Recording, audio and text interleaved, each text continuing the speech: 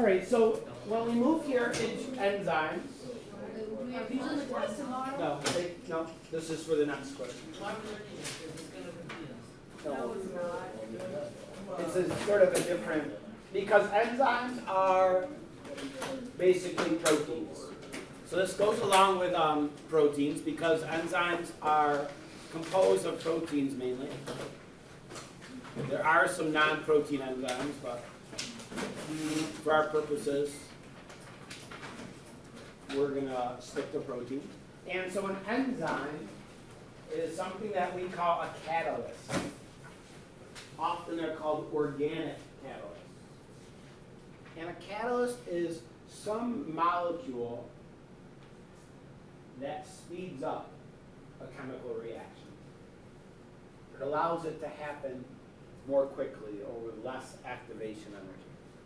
Because chemical reactions take place on their own. You could have two glucose molecules that happen to run into each other, that form a bond, and connect to form maltose, and that will happen. But with enzymes, these chemical reactions happen much more quickly. And so basically, almost every chemical reaction that takes place in our body is facilitated by some sort of enzyme that allows it to happen. Okay? And these enzymes are proteins.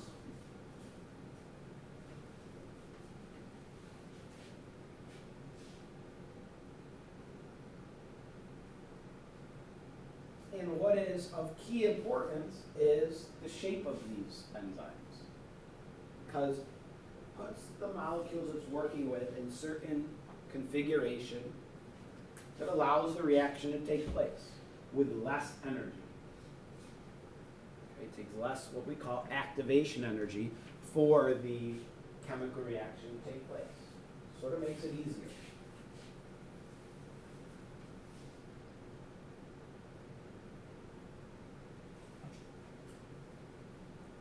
Enzymes are very specific. So there's not just one digestive enzyme that breaks down all of our food into smaller parts. There are many enzymes that do that. There are enzymes that are specific to starch, specific to lipids and fats and so forth. So they're specific, they only facilitate a single chemical reaction. We usually use some conventions in terms of naming enzymes. Okay? For example, sucrase is an enzyme that only reacts with sucrose, a digestive enzyme that breaks down sucrose into its components. Okay? Enzymes often end with that ending, ASE. Okay?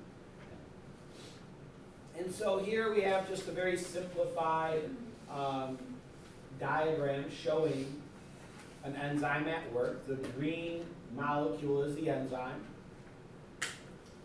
The molecule that it works with, works on, and the molecule that it affects is called the substrate. The area where they connect is called the active site. So here we have an enzyme, okay, that connects with the substrate at this active site. A reaction takes place. And this is the product. These are the products of the reaction. So what type of reaction was this? What happened?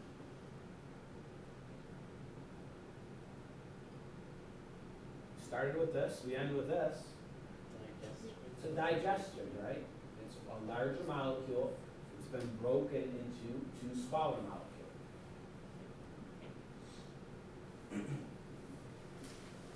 Most enzymes are protein, but there are often other molecules that are a part of the enzyme complex. These are called coenzymes, and often vitamins act as coenzymes. And it's one of the reasons we need to ingest certain vitamins is because they act with enzymes to allow these chemical reactions to take place.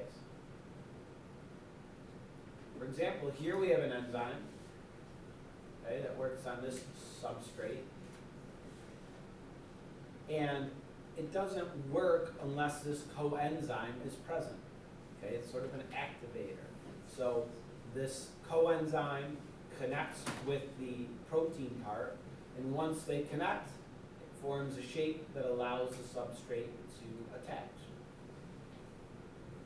Enzymes are generally large molecules with complex shapes that fit together with their substrate.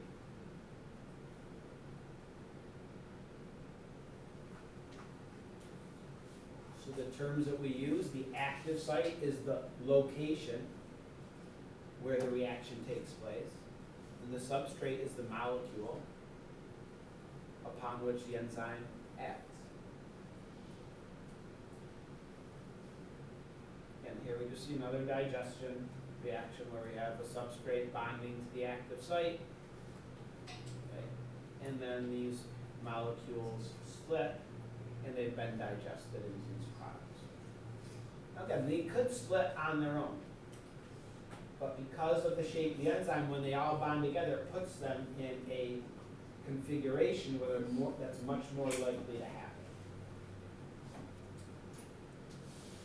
Wait, can you go back one? Okay.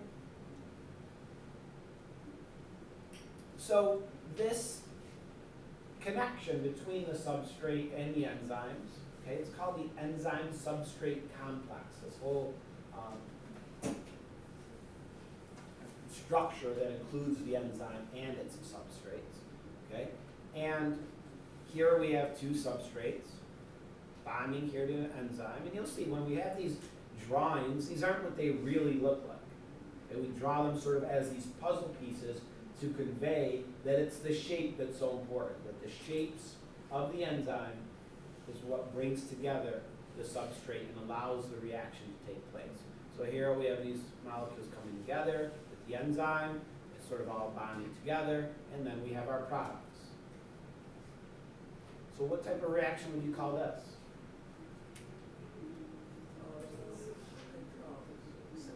Synthesis.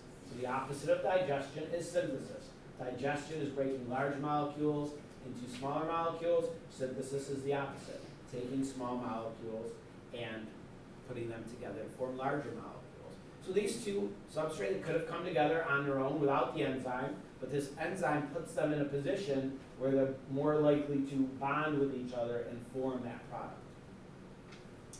Now there's been different models of how this happens. The earliest models, and you'll still see this referred to oftentimes, was called the lock and key model. Okay? This was hypothesized at the end of the 19th century, and it said basically that the shape of the enzyme matches perfectly with the shape of the substrate, and they all come together like a puzzle, and then the products are released.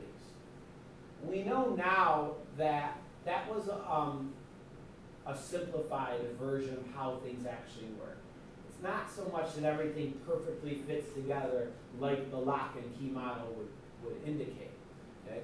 In the 1950s, the induced fit model became more popular. And the induced fit model, it's similar in that the initial fit, so if you see here the what is this? But what is this and what are these? The enzyme. This is the enzyme, these are the substrate. Now here in the induced fit idea, which is over here, what you have is that the initial shapes, the initial fit is not a perfect fit. It's not like pieces of a jigsaw puzzle locking together. The initial fit of those molecules may be rough, but then once they begin to bind with the enzyme changes shape and sort of fits to those substrate more closely after they begin bonding together. And that's what it means, induced fit, is that first there's a rough fit. Once those substrate bind to the enzyme, then the fit becomes a little bit tighter. It connects a little bit more. And so that's the modern theory of how enzymes work, that induced fit theory or model. So we have lots of enzymes, like we said, in our body. For example, some digestive enzymes that are present in our stomach. Protease is an enzyme, and obviously, by its name, protease is an enzyme that digests proteins, and it breaks them into their component amino acids. In our small intestine, we have sucrase. Okay, again, it's an enzyme that digests sucrose into its monosaccharide components. Lipase digests lipids into their component glycerols and fatty acids. In our mouth, we have the enzyme produced in our salivary glands. It's called salivary amylase. Okay, and it takes starch and it breaks it into its component pieces. We talked about that. If you take like a starchy cracker and you chew it up and you keep it in your mouth for a long time and just let it get all soaked in saliva and mushy, eventually you can taste the sweetness of it as the starch in that cracker is digested into monosaccharides by the salivary amylase enzyme. Okay. This diagram basically is just showing you, again, substrates coming together. This is sucrose bonding with sucrase, the enzyme. Okay, they bond together, they're released, and then the products are released. In this case, because it's sucrose, a glucose molecule, a fructose molecule are released. And the enzyme, we'll talk about this another time, is not used up at all. Okay, the enzyme is here, it's ready to act on new substrate molecules. Okay? The enzyme is sort of reused over and over again.